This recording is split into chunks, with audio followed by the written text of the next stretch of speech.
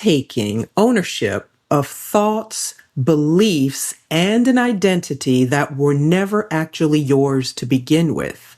And the most unsettling part, they feel completely original because they live in your head in your own voice. Today on the Expansion Room, we are going to go inside the conditioned mind, the one culture built for you before you had any say in the matter. And we are going to talk about what it actually takes to stop performing your life and what it takes to start embodying the one your soul truly came here to express. So let's hop in.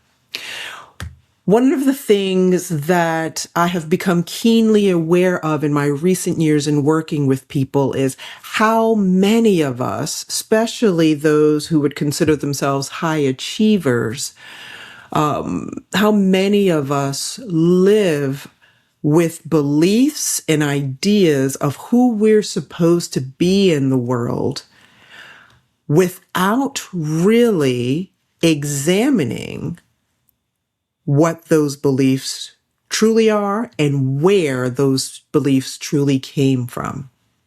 So I like to call it the download you never agreed to. And the question I pose to you is, where did the version of you that you've been living actually come from? And we all have been there, right? You wake up at some point in your 30s, maybe, or 40s, in what we call in our society the midlife crisis. And you go, what is this all for? What does this all mean? Or why do I do what I do? Or you find yourself in a place where you've had some great success in your leadership roles or in your business that you may own, but it feels incomplete in some way, off or empty. And so before we had discernment, we had absorption. From the time that you were born, especially to the time you were about 7 or 8, the culture you were raised in, family you were raised in, religion, the systems, and society all started to deposit beliefs and ideas into us, kind of like a bank account. And we didn't know that it was happening, right? Of course, like at that age, we didn't really know. But for most of us as little children, there was some part of our lives that we probably questioned or probably thought was weird or didn't want to subscribe to. But since we were children, we had to. Right? We were told that this was the way things were, or this is the way good boys and girls behave. These are the things that we do that is different from what those people do. And so we are in the right. Whatever the languaging was, we all had those beliefs installed and then reinforced. And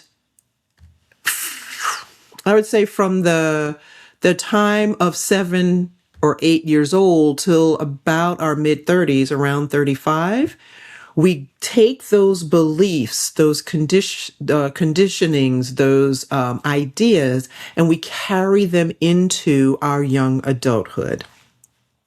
And in doing so, we forge and build an identity for ourselves. And we most of us move into the work world with those ideas and beliefs, as well as the identity as our foundation. And we believe that we choose maybe the college, the degree, the career path, the jobs, ourselves.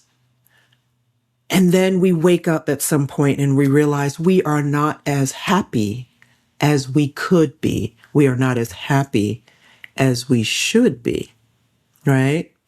And we begin to then, at that point, question all or at least part of what we believed that got us to that point. Most of what we call our truth is really just accumulated inheritance of every environment we ever lived in, we ever survived. There's this old idea that says there is no new thought. There are no new thoughts. Only thoughts that we have received and maybe mistakenly considered revelations, right? And that idea hit me recently in a different way, because I've been hearing that saying for years, and it hit me recently in a different way. And I've been sitting with that truth and really having to acknowledge how quietly conditioning operates. It does not announce itself. It does not feel foreign because it feels so much like you. And the danger is not that the conditioning itself is the issue. The danger is the case of mistaken identity. The danger is that we take on the conditioning as our own without questioning it and allow it to build or to become the foundation of our identity. And when we confuse what has been handed to us as who we actually are, then we build our entire lives on a foundation that was laid by someone else or something else, right? A system or a society or religion. So think about one core belief that you have held about yourself, about your worthiness, about your capability in the world, and ask yourself, who told you that first? Was it chosen or was it absorbed? Just hold that. So we've talked on this show before about the identity trap and what it looks like in real time. And so the question about the identity trap is, how does this conditioned identity that you have forged throughout your life show up in your life, in your business, in your leadership throughout your career? How does it show up? Because this is where it begins to get practical, because the identity trap is not a philosophical concept.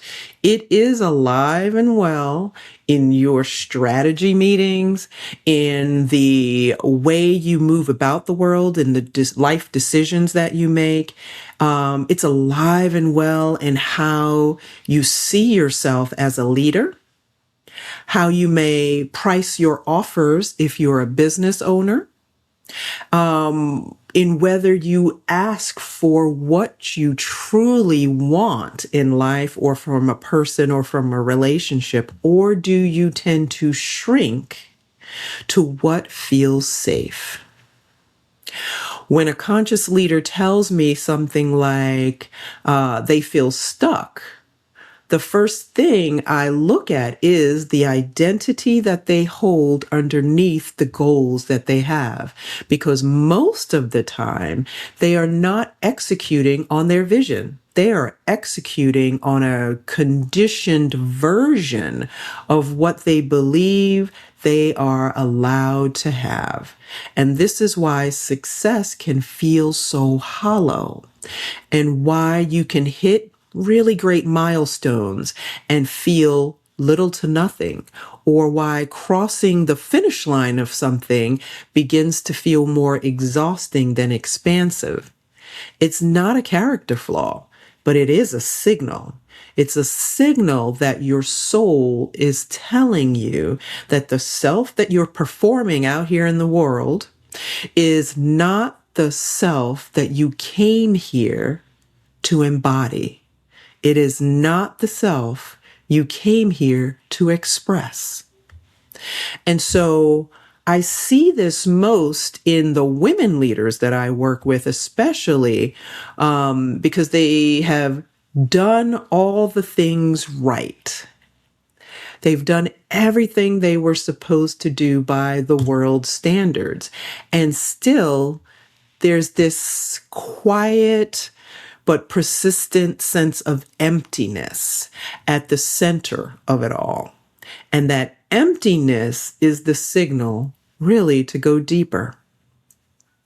And so in going deeper, you want to ask yourself, where in your life are you executing brilliantly on a version of yourself that was designed by someone else's expectations?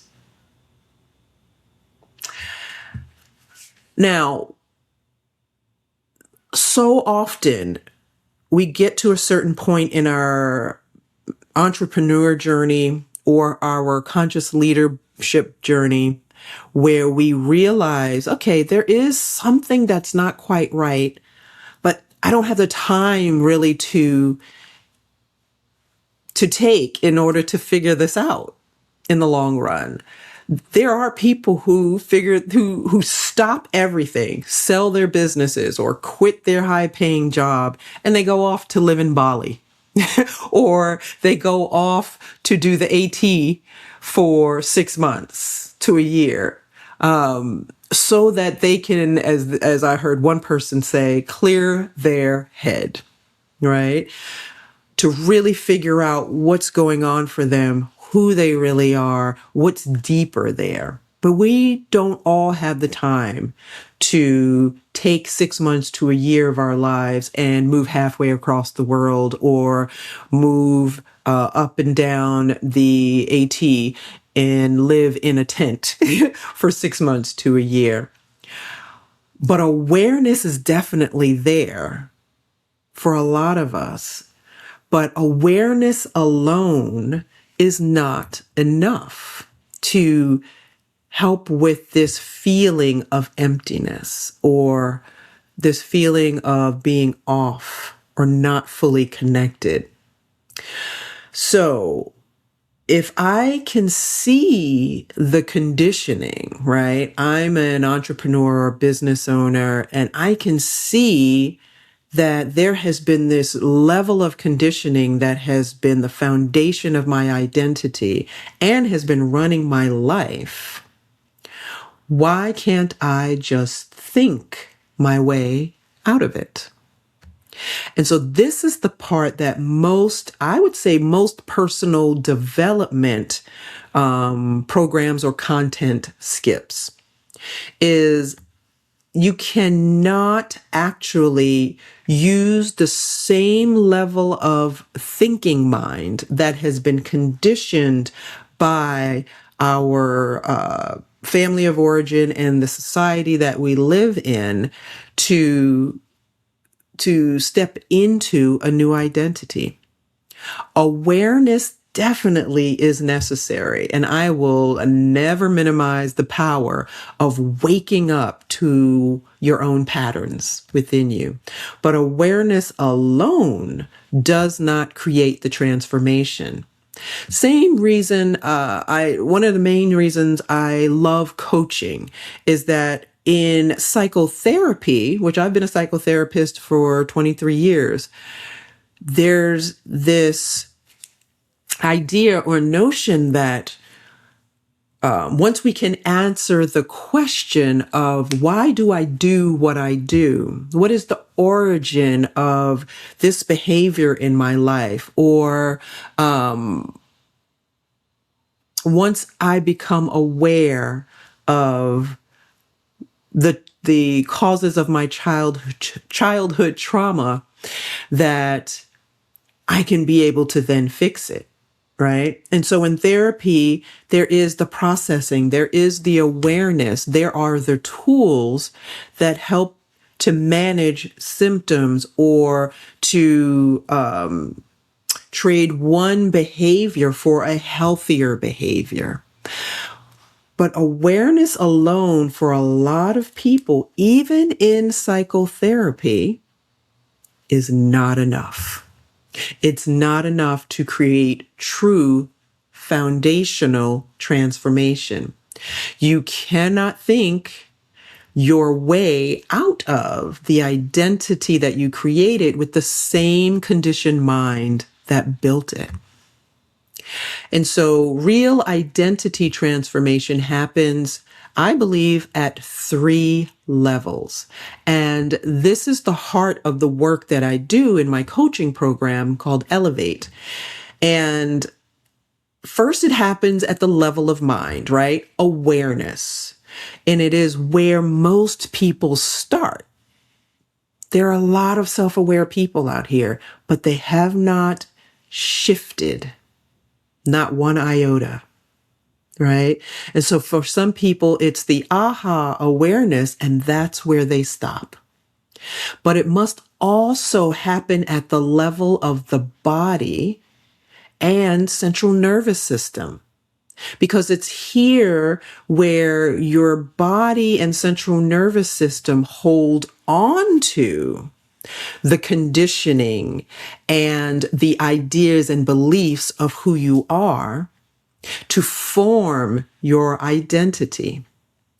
And knowing that identity is not just thought, you have to move into the body, into the central nervous system, because we all have somatic patterns. So it lives, for instance, in the breath. It lives in the way that you hold tension in your body and hold your muscles in your body. How your body responds to things even before your mind has a chance to catch up. So you have to step into the somatic, into the body. And ultimately, it happens also at the level of soul, of spirit, right? Your spirit has to get involved in this transformation, because who you are becoming has to be rooted in something deeper than the logic and the habits that you have formed. It has to be rooted in spirit. It has to be rooted in soul. So I often work from what I call the alignment triangle, which includes mind, body, and spirit. And we've talked about that on this show. And it's not a metaphor for me. It is a map that I offer to my coaching clients. And every single one of those levels has to be engaged for a new identity to truly take hold and stick. And so here's where you might want to ask yourself, are you doing true identity work at all 3 levels? Or have you been doing identity work only at the level of mind, only at the level of thought?